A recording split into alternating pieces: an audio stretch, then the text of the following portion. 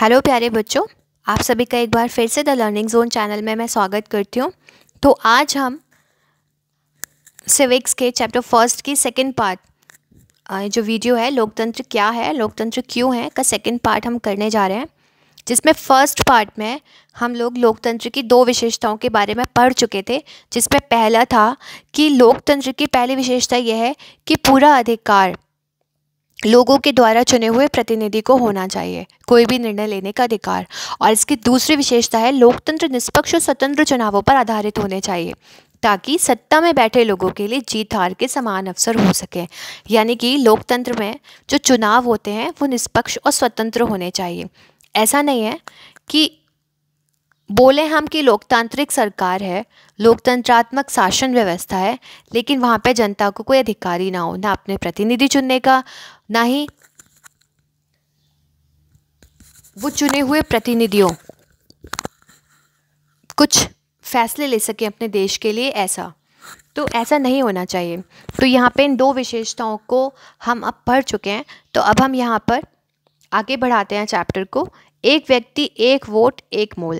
पहले हमने पढ़ा है कि किस तरह लोकतंत्र के लिए होने वाला संघर्ष सार्वभौम वयस्क मताधिकार के साथ जुड़ा था। अब इस सिद्धांत को लगभग पूरी दुनिया में मान भी लिया गया है, पर किसी व्यक्ति को मतदान के समान अधिकार से वंचित करने के उदाहरण भी कम नहीं है। मतलब बताया गया है कि हर एक व्यक्ति को वोट डालने का अधिकार है। एक व्यक्ति एक वोट एक मोल। तो सार्वभौमिक वयस्क मताधिकार मतलब सभी को, जो व्यक्ति वयस्क हैं उनको मत देने का अधिकार है। परंतु कुछ उदाहरण भी है जहाँ पे इन अधिकारों की मतलब कोई वैल्यू नहीं है, जहाँ पर व्यक्तियों को पूरे अधिकार नहीं दिए गए हैं मतदान के। अब कुछ एग्जाम्पल्स इस प्रकार हैं। 2015 तक सऊदी अरब में औरतों को वोट देने का अधिकार नहीं था। एस्टोनिया ने अपने यहाँ नागरिकता के नियम कुछ इस तरह बनाए थे कि रूसी अल्पसंख्यक समाज के लोगों को मतदान करने का अधिकार काफ़ी मुश्किल से प्राप्त होता था। फिजी की चुनाव प्रणाली में वहाँ के मूल वासियों को वोट देने का जो महत्व है, तो वहाँ पर रह रहे भारतीय मूल के लोगों को वो महत्व नहीं है। लोकतंत्र राजनीतिक समानता के बुनियादी सिद्धांत पर आधारित है। इस प्रकार हम लोकतंत्र की तीसरी विशेषता को जान लेते हैं। लोकतंत्र में हर वयस्क नागरिक को एक वोट होना चाहिए और हर वोट का एक समान मूल्य होना चाहिए। मतलब कि प्रत्येक व्यक्ति को जो वयस्क है उसको मतदान करने का अधिकार है और सबके मत की वैल्यू इक्वल ही होनी चाहिए, जिसे हम अध्याय 3 में पढ़ने वाले हैं।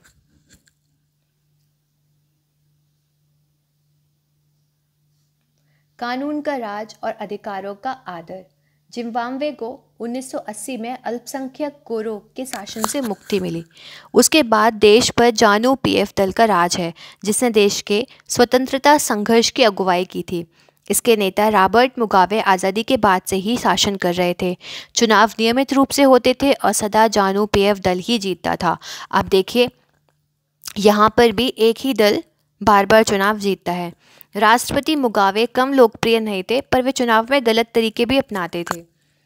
तो राष्ट्रपति जो वहाँ के चुने जाते थे बहुत लोकप्रिय थे वो, लेकिन वो चुनाव में जीतने के लिए गलत तरीके भी अपनाते थे।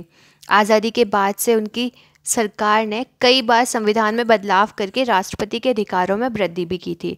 उन्होंने बार बार संविधान में बदलाव किए, जिससे कि क्या बदलाव किए उन्होंने, राष्ट्रपति की यानी कि अपनी जो खुद की शक्तियाँ होती थी वो कई बार बढ़ाई थी उन्होंने, और उसकी जवाबदेही को कम किया था। और जो जवाबदेही होती है राष्ट्रपति के लोगों के प्रति, उसको कम कर दिया और शक्तियाँ बढ़ा दी। विपक्षी दलों के कार्यकर्ताओं को परेशान किया जाता था। विपक्षी दल जो होते थे उनके लोगों को परेशान करते थे, उनकी सभाओं में गड़बड़ियाँ करवा दी जाती थी।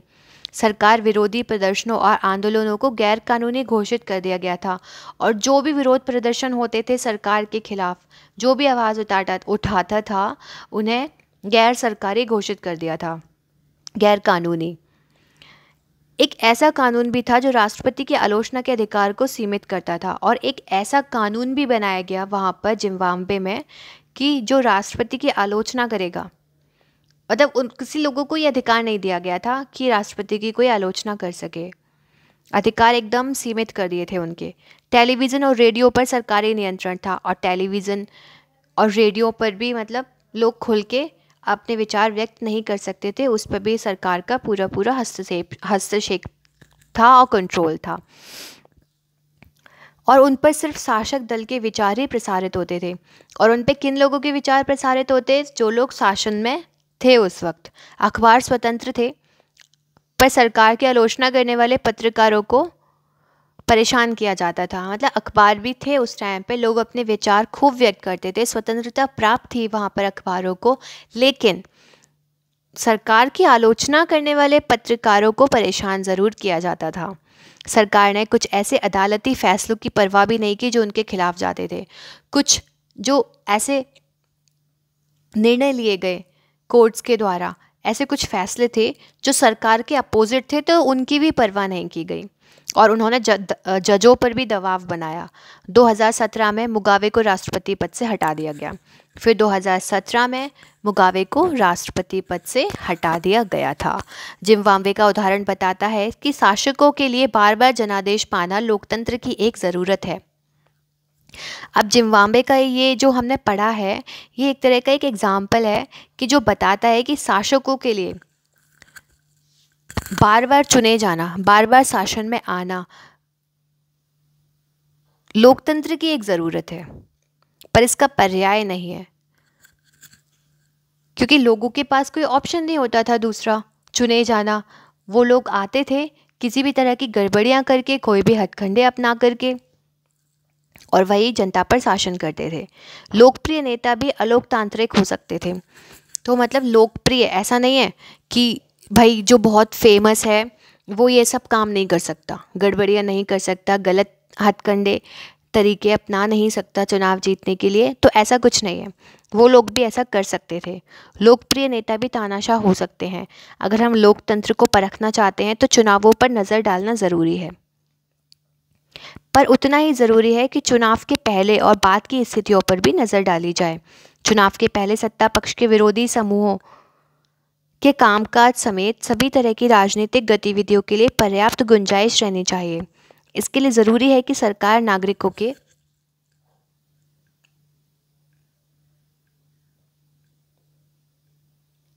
कुछ बुनियादी अधिकारों का आदर करे, उनको सोचने की, अपनी राय बनाने की, सार्वजनिक रूप से अपने विचार व्यक्त करने की, संगठन बनाने की, विरोध करने की और अन्य राजनीतिक गतिविधियां करने की स्वतंत्रता होनी चाहिए। कानून की नज़र में सभी लोगों की समानता होनी चाहिए। इन अधिकारों की रक्षा स्वतंत्र न्यायपालिका को करनी चाहिए, जिसके आदेशों का पालन सब लोग करते हैं। तो एक स्वतंत्र न्यायपालिका होनी चाहिए कि कोई भी व्यक्ति अपने विचार व्यक्त कर सके। अगर कोई विरोध कर रहा है किसी राजनीतिक पार्टी के खिलाफ, तो उसके विरोध का भी सम्मान किया जा सके और जाना जा सके कि ये विरोध क्यों हो रहा है। ठीक है, अपनी राय बनाने का अधिकार होना चाहिए। तो जनता को ये स्वतंत्रता देनी चाहिए शासन व्यवस्था में। तो अब ये लोग बोल रहे हैं कि ये सब काम कौन कर सकता है? इनकी रक्षा स्वतंत्र न्यायपालिका कर सकती है। मतलब जो गलत हैं उनको सज़ा दे करके, जिसके आदेशों का सब पालन करते हैं। अब न्यायपालिका अच्छी होगी तभी तो न्याय व्यवस्था अच्छी होगी किसी देश में। न्यायपालिका ही खराब है तो सारी शासन व्यवस्था ही खराब हो जाएगी। इन अधिकारों के बारे में हम अधिक विस्तार से अध्याय 5 में पढ़ेंगे। इसी प्रकार कुछ दूसरी शर्तें हैं जो चुनाव के बाद सरकार चलाने के तौर तरीकों पर लागू होती है।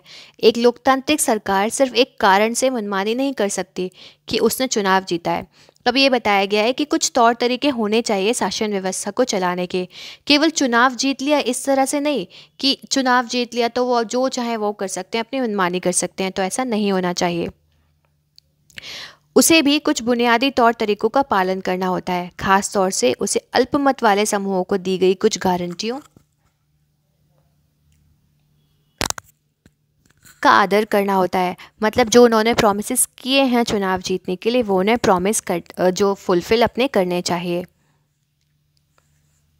खास हाँ, हर प्रमुख फैसला लंबे विचार विमर्श के बाद लेना होता है। हर पदाधिकारी को उस पद के साथ जुड़े अधिकार और जिम्मेदारियां संविधान द्वारा दी जाती हैं। तो मतलब जो भी अधिकार उन चुने हुए प्रतिनिधियों के पास होते हैं वो उन्हें संविधान द्वारा प्रदान किए जाते हैं, तो उसका उन्हें सम्मान करना चाहिए।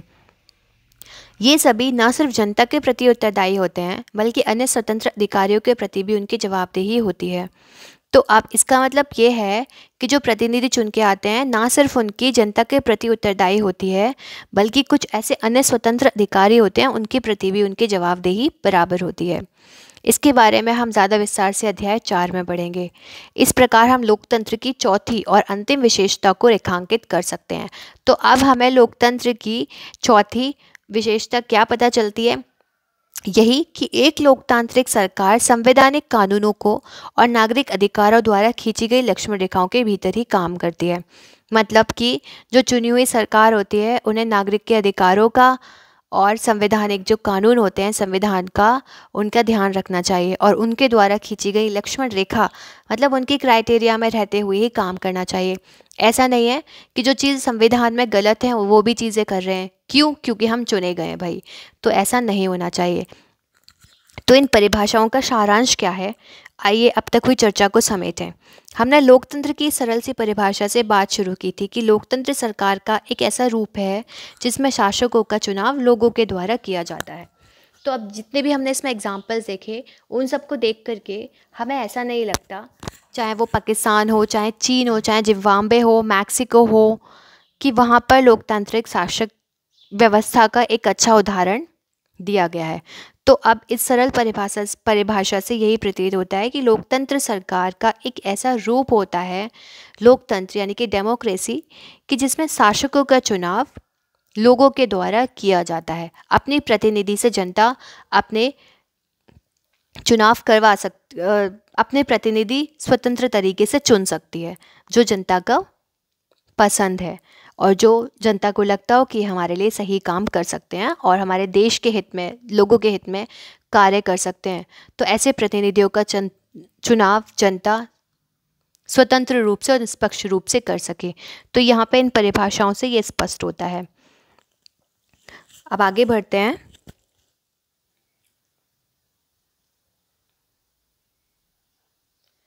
रेखांकित किया, इसके अनुसार लोकतंत्र शासन का एक ऐसा रूप है जिसमें लोगों द्वारा चुने गए शासक ही सारे प्रमुख फैसले लेते हैं। तो लोकतांत्रिक शासन का एक ऐसा रूप है जिसमें जनता ने जो प्रतिनिधि चुने हैं वही सारे फैसले लेते हैं। चुनाव लोगों के लिए निष्पक्ष अवसर और इतने विकल्प उपलब्ध कराता है कि वे चाहे तो मौजूद शासकों को बदल भी सकते हैं। चुनावों से लोगों के पास, आम जनता के पास इतनी पावर आती है कि जो लोग अपनी मनमानी करते हैं या फिर सही ढंग से काम नहीं करते हैं तो जनता के द्वारा उनको बदला भी जा सकता है, हटाया भी जा सकता है। यह विकल्प और अवसर सभी लोगों को समान रूप से उपलब्ध होता है और ऐसा नहीं है कि ये जो अवसर है वो सिर्फ कुछ नागरिकों के पास ही है देश के, नहीं, ये अधिकार समानता का अधिकार सभी लोगों के पास इक्वल होता है। इस चुनाव से बनी सरकार संविधान द्वारा तय बुनियादी कानूनों और नागरिक अधिकारों के दायरे को मानते हुए काम करती है।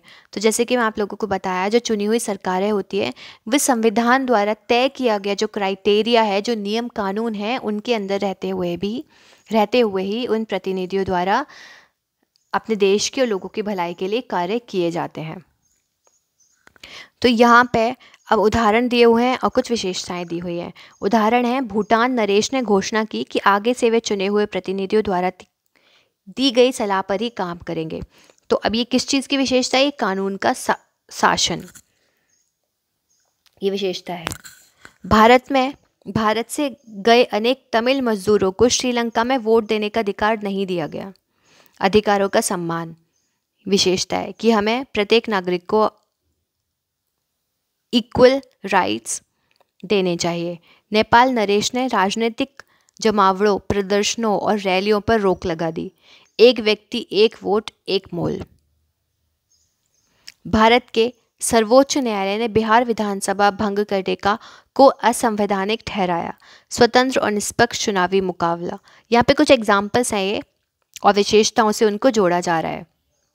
नेक्स्ट है, बांग्लादेश की राजनीतिक पार्टियां इस बात पर सहमत हुई कि चुनाव के समय किसी पार्टी की सरकार ना रहे। चुने हुए नेताओं द्वारा प्रमुख फैसले करना। तो यहाँ पर फ्रेंड्स हमारा वीडियो का सेकंड पार्ट कंप्लीट होता है। मुझे लग रहा था कि 2 पार्ट्स में हम ये वीडियो चैप्टर पूरा कवर कर पाएंगे, but chapter is too lengthy, so I have to make 3 और I can say 4 videos, 4 parts. तो फ्रेंड्स प्लीज़ बने रहिए मेरे साथ, क्योंकि आप लोग जब तक सारी वीडियोस नहीं देखेंगे तो पूरा चैप्टर क्लियर नहीं हो पाएगा, और आगे भी जो इंटरकनेक्टेड होते हैं सारे चैप्टर्स वो भी आप लोगों को समझ में बिल्कुल भी नहीं आ पाएंगे। आपको फिर स्टार्टिंग वाले चैप्टर्स खोलने पड़ेंगे अपने कुछ पॉइंट्स को समझने के लिए, तो इस चीज़ की नौबत ही ना आए, तो इसलिए स्टार्टिंग से अच्छे से पढ़ते रहिए। तो चलिए हम नेक्स्ट वीडियो में मिलते हैं। Thank you friends.